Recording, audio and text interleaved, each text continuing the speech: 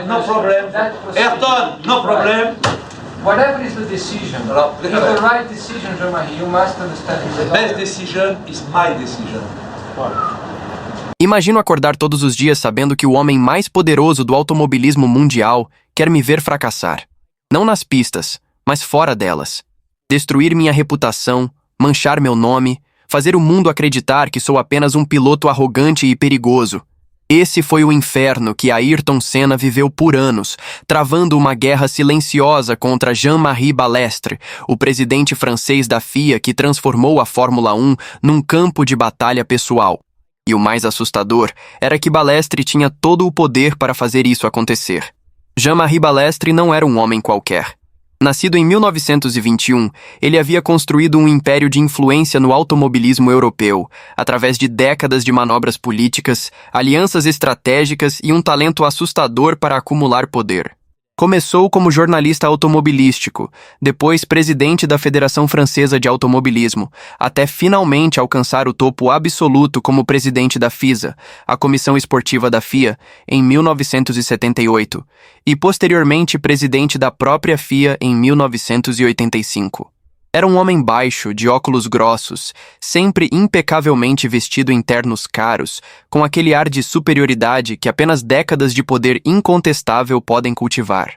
Falava com sotaque francês carregado, gesticulava dramaticamente quando contrariado e tratava a Fórmula 1 como seu feudo pessoal, onde cada decisão passava por suas mãos e cada piloto deveria reconhecer sua autoridade suprema. Balestre havia sobrevivido a guerras políticas brutais no automobilismo, havia enfrentado Bernie Ecclestone pelo controle comercial da categoria, havia dobrado equipes inteiras à sua vontade e não estava disposto a permitir que um piloto brasileiro impetuoso desafiasse seu reino.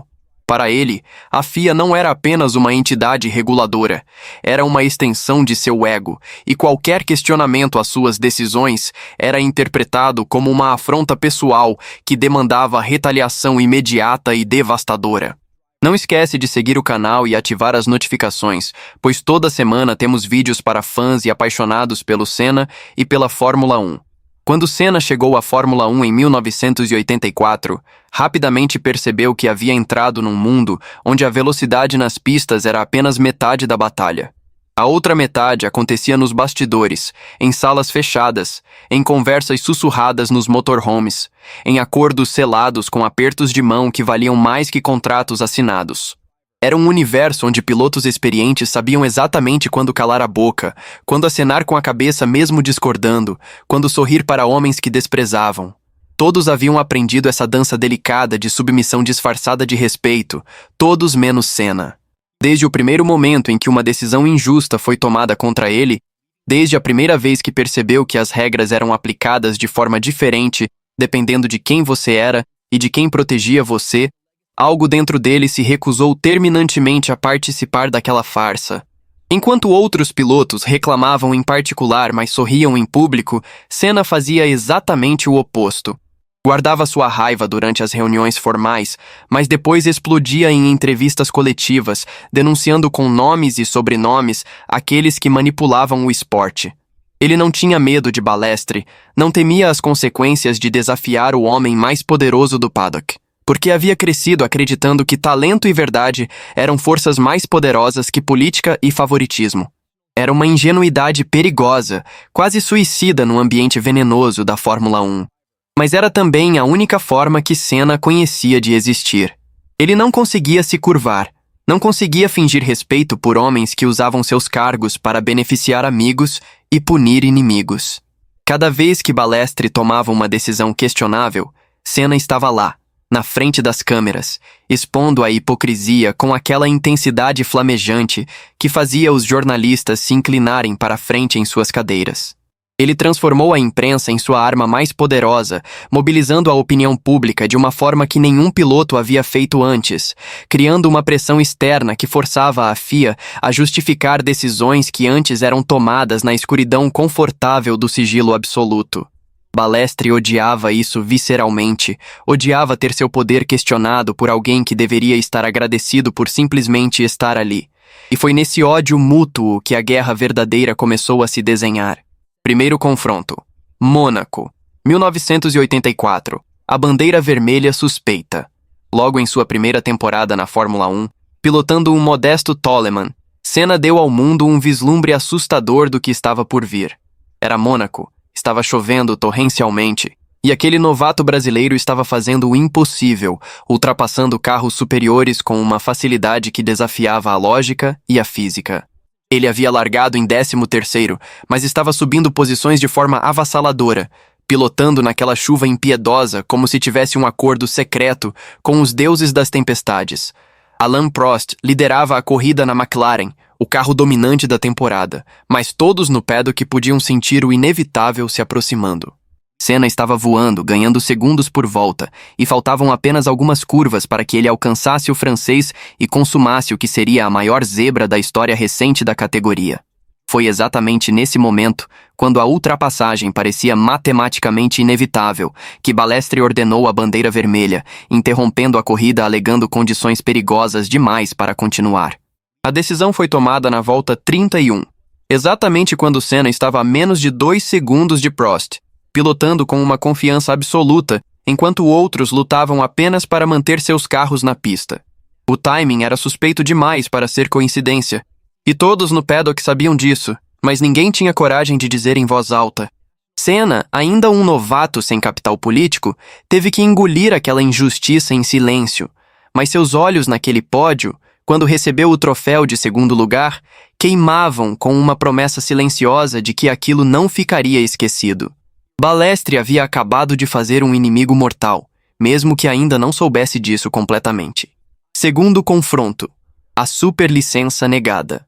Quando Senna estava prestes a assinar com a Lotus no início de sua carreira na Fórmula 1, Balestre criou obstáculos burocráticos absurdos para negar sua superlicença. O brasileiro precisava dessa licença para competir, e o presidente da FIA sabia disso com uma clareza cruel. Foram meses de idas e vindas, documentos questionados, exigências que não faziam sentido algum, cada uma delas desenhada para quebrar o espírito daquele jovem piloto que ousava sonhar grande demais. Balestre queria mostrar quem mandava, queria que Senna se curvasse, pedisse favores, reconhecesse sua autoridade absoluta, beijasse o anel do imperador como todos os outros haviam feito antes dele. Mas Senna não se curvou. Lutou, pressionou, mobilizou a mídia, e finalmente conseguiu sua licença através de uma batalha que deixou cicatrizes profundas em ambos os lados. Balestre nunca esqueceu essa afronta inicial, aquele momento em que um novato brasileiro teve a audácia de desafiá-lo publicamente, e a partir dali, cada decisão polêmica da FIA parecia ter o nome de Senna como alvo principal, como se o presidente guardasse uma lista mental de ofensas que precisavam ser vingadas. Terceiro confronto. A pole roubada em Imola 1989. Antes do Grande Prêmio de San Marino em Imola, numa manhã de abril que prometia ser apenas mais um fim de semana de corrida, Balestre decidiu mudar o procedimento de classificação de última hora, sem consultar as equipes, sem dar tempo para adaptações, simplesmente exercendo seu poder porque podia.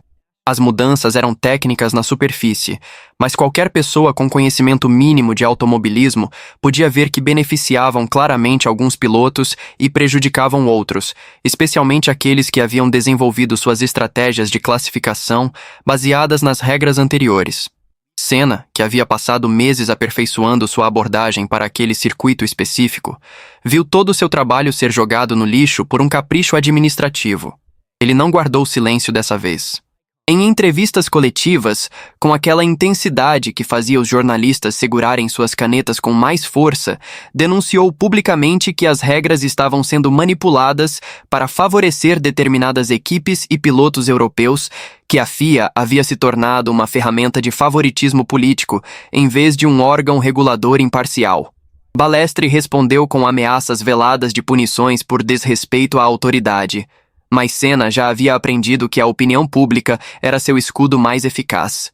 A pressão da mídia forçou a FIA a recuar parcialmente, mas o estrago estava feito. A guerra havia escalado para um novo nível de hostilidade aberta. Quarto confronto. O grid manipulado em Estoril 1989. No Grande Prêmio de Portugal, realizado no circuito de Estoril, Balestre decidiu mudar a posição do grid de largada sem consultar as equipes, movendo a pole position do lado limpo da pista para o lado sujo.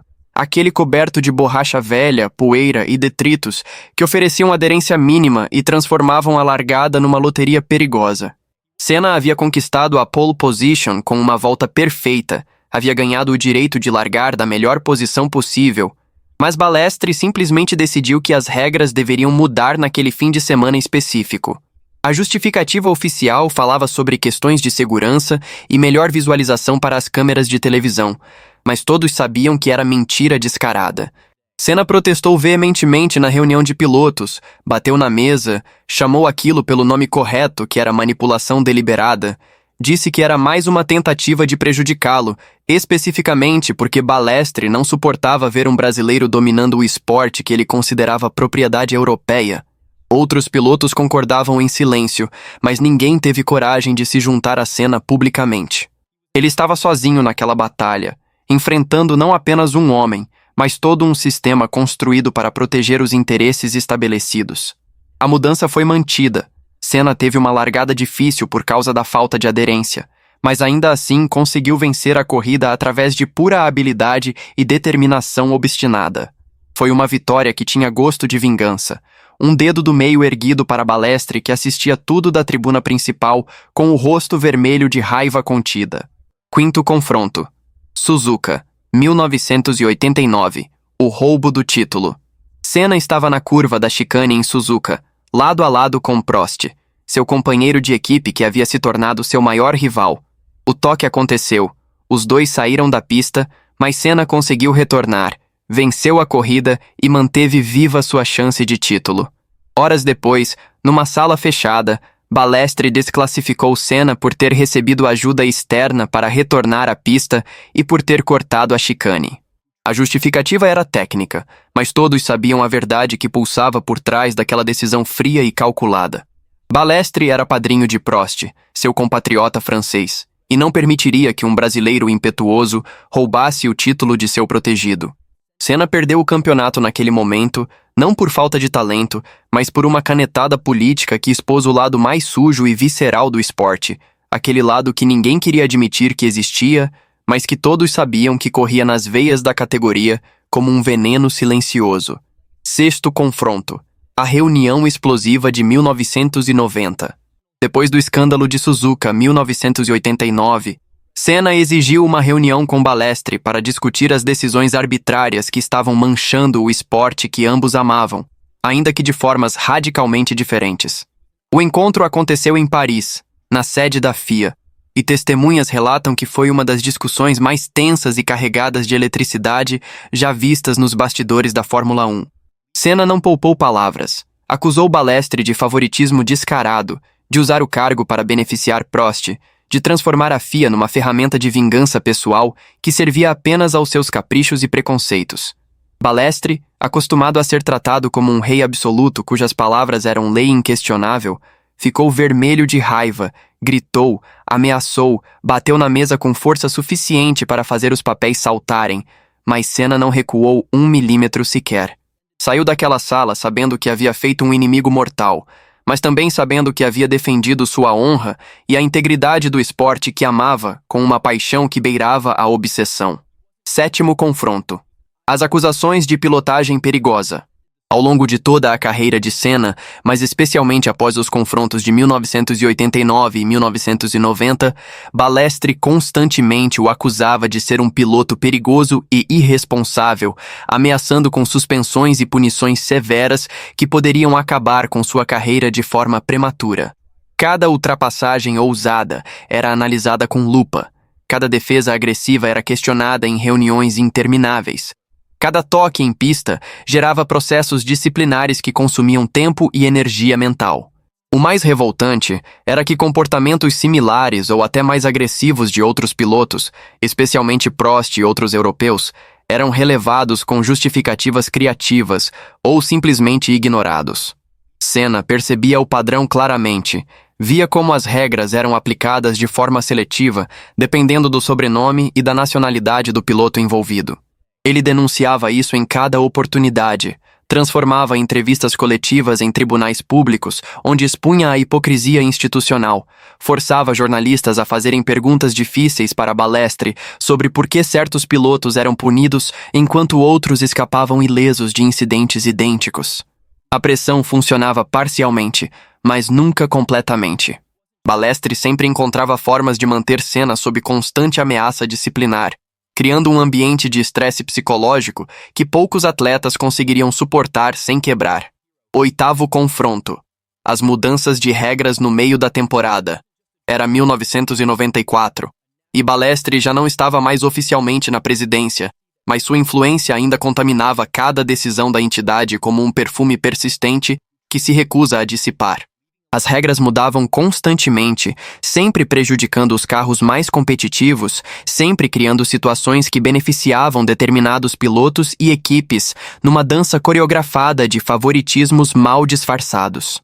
Senna denunciou publicamente essas manipulações, chamou a FIA de corrupta em entrevistas que reverberaram pelo mundo inteiro, disse que o esporte estava sendo destruído por interesses políticos e financeiros que nada tinham a ver com velocidade ou talento. Ele sabia que estava assinando sua sentença de morte política no paddock, mas não se importava mais com as consequências. Para Senna, a verdade valia mais que a diplomacia. E se isso significava ter Balestre e todo o establishment francês contra ele, que fosse. Ele lutaria até o fim, mesmo que isso custasse tudo. A guerra entre Senna e Balestre nunca foi apenas sobre regras técnicas ou decisões de corrida.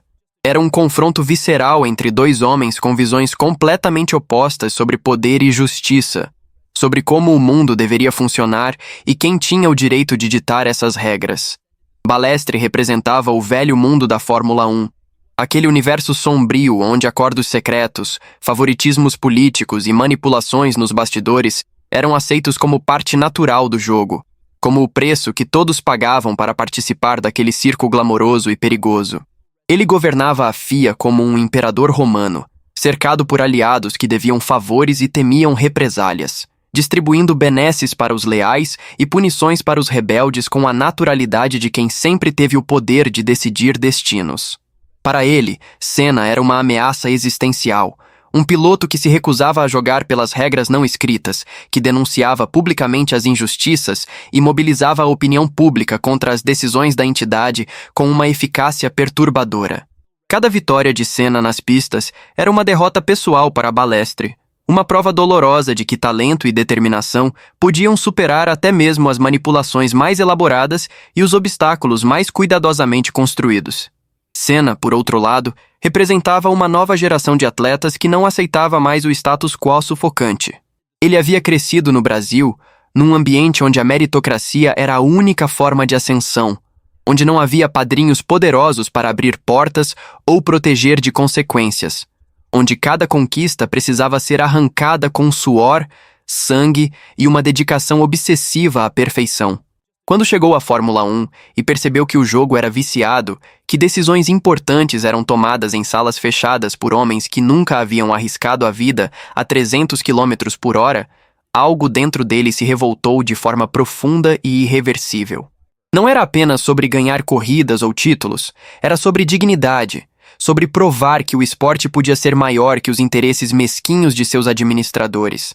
Sobre mostrar que a velocidade pura e o talento bruto ainda significavam alguma coisa num mundo cada vez mais dominado por política e dinheiro. Senna via em Balestre tudo aquilo que desprezava no ser humano, aquela combinação tóxica de arrogância, preconceito e abuso de poder que transforma instituições nobres em ferramentas de opressão pessoal. As batalhas entre eles transcendiam o automobilismo e tocavam em questões mais profundas sobre nacionalismo, classe social e poder institucional, que raramente eram discutidas abertamente, mas que todos sentiam pulsando sob a superfície. Balestre nunca escondeu sua preferência por pilotos europeus, especialmente franceses, e via com desconfiança mal disfarçada a ascensão de talentos vindos de países periféricos como o Brasil. Para ele, Senna era um intruso exótico, alguém que não entendia as sutilezas da política europeia e insistia em tratar tudo como uma questão de certo ou errado, preto ou branco, com aquela simplicidade irritante de quem nunca aprendeu a arte da negociação e do compromisso. Essa visão direta e inflexível na opinião de Balestre era perigosa para a ordem estabelecida e precisava ser contida antes que inspirasse outros pilotos a questionarem também. Cada punição, cada mudança de regra, cada decisão controversa era uma tentativa deliberada de colocar Senna em seu lugar, de lembrá-lo de que, por mais rápido que fosse nas pistas, havia forças maiores e mais antigas controlando seu destino como marionetes invisíveis. Mas Senna se recusava a ser controlado ou domesticado.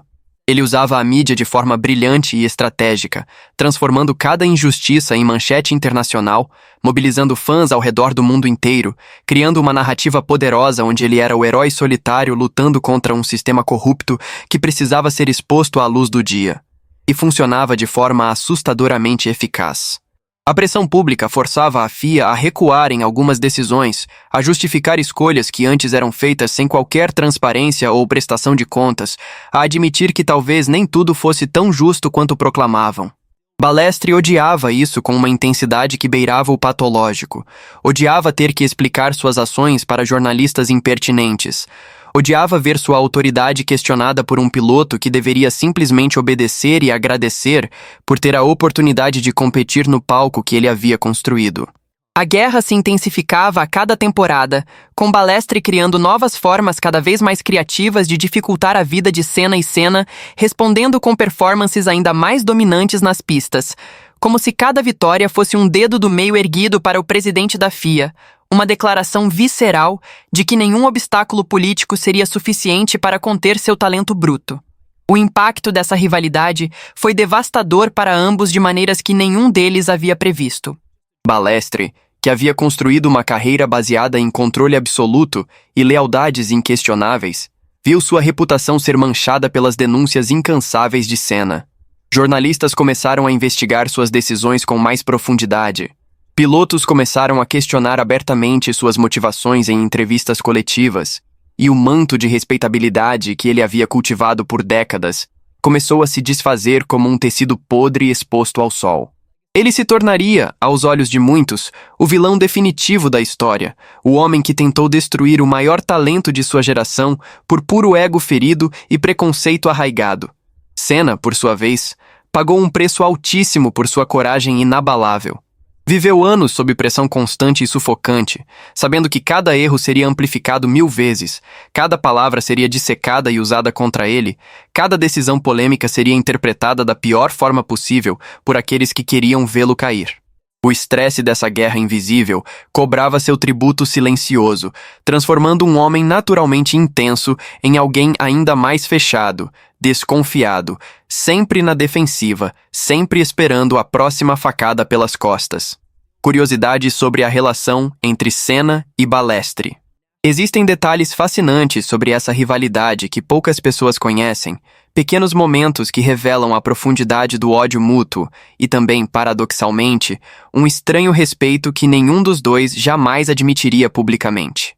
Balestre, apesar de toda sua animosidade contra Senna, guardava recortes de jornais sobre as vitórias do brasileiro em sua mesa, como se precisasse manter o inimigo sempre à vista, sempre presente em seus pensamentos. Funcionários da FIA relataram que ele assistia repetidamente às voltas de classificação de Senna, estudando cada movimento, cada frenagem tardia, cada saída de curva perfeita, procurando desesperadamente por alguma irregularidade técnica que pudesse usar como justificativa para uma punição. Era uma obsessão que consumia suas noites, transformando o presidente da entidade mais poderosa do automobilismo num homem atormentado pela existência de alguém que simplesmente se recusava a se curvar. Senna, por sua vez, tinha o hábito de enviar cartas formais para Balestre após cada decisão controversa, documentando meticulosamente cada injustiça, criando um arquivo que ele pretendia usar algum dia para expor publicamente toda a corrupção do sistema. Essas cartas eram obras-primas de sarcasmo contido e argumentação jurídica impecável, escritas em francês perfeito para que Balestre não pudesse alegar mal-entendido linguístico. O brasileiro havia aprendido o idioma especificamente para poder confrontar Balestre em seu próprio território, para retirar dele até mesmo a desculpa do sotaque ou da barreira cultural. Era um nível de dedicação ao conflito que beirava o obsessivo. Mas Senna via isso como parte necessária de sua missão maior de limpar o esporte. Houve um momento, durante o Grande Prêmio da França de 1990, quando os dois se encontraram sozinhos num corredor nos bastidores do circuito de Paul Ricard. Testemunhas que estavam próximas relatam que ficaram paralisados, olhando um para o outro em silêncio por longos segundos que pareciam eternos. Ninguém sabe exatamente o que passou entre eles naquele momento, que palavras foram trocadas em voz baixa demais para serem ouvidas, mas quando se separaram, ambos tinham expressões que misturavam raiva e algo que poderia ser interpretado como admiração relutante. Eram dois guerreiros que reconheciam no outro uma força equivalente, uma determinação que espelhava a própria, e isso criava uma dinâmica estranha, onde o ódio se misturava com um respeito involuntário. Balestre nunca compareceu ao funeral de Senna em 1994, mas enviou uma coroa de flores com um cartão que dizia simplesmente ao maior piloto que já enfrentei. A frase era ambígua, podendo significar tanto enfrentamento nas pistas quanto fora delas, e essa ambiguidade era perfeitamente calculada. Anos depois, já aposentado e com a saúde debilitada, Balestre deu uma entrevista rara, onde admitiu que Senna havia sido o único piloto que verdadeiramente o desafiou, o único que não teve medo de suas ameaças e manipulações. Ele disse isso com um misto de ressentimento e admiração, como se finalmente pudesse reconhecer que aquela guerra havia definido ambos de formas que nenhum deles havia antecipado. A ironia final dessa história é que a luta de Senna contra Balestre acabou mudando a Fórmula 1 de formas que perduram até hoje. A pressão constante por transparência, as denúncias públicas de favoritismo, a mobilização da opinião pública contra decisões arbitrárias, tudo isso criou um precedente que forçou a FIA a se modernizar, a criar processos mais transparentes, a justificar suas decisões com mais rigor técnico e menos política pura. Balestre foi forçado a renunciar em 1991, em parte devido ao escândalo contínuo de suas decisões controversas, e seu sucessor, Max Mosley, implementou reformas que tornaram mais difícil para um único homem controlar o esporte de forma tão absoluta. Senna não viveu para ver todas essas mudanças se consolidarem, mas seu legado nessa batalha foi tão importante quanto suas vitórias nas pistas. Ele provou que um atleta podia desafiar o sistema e vencer, que coragem e verdade podiam superar poder político estabelecido, e essa lição ressoa até hoje em cada piloto que questiona uma decisão injusta, em cada equipe que exige transparência, em cada fã que se recusa a aceitar manipulações como parte natural do esporte.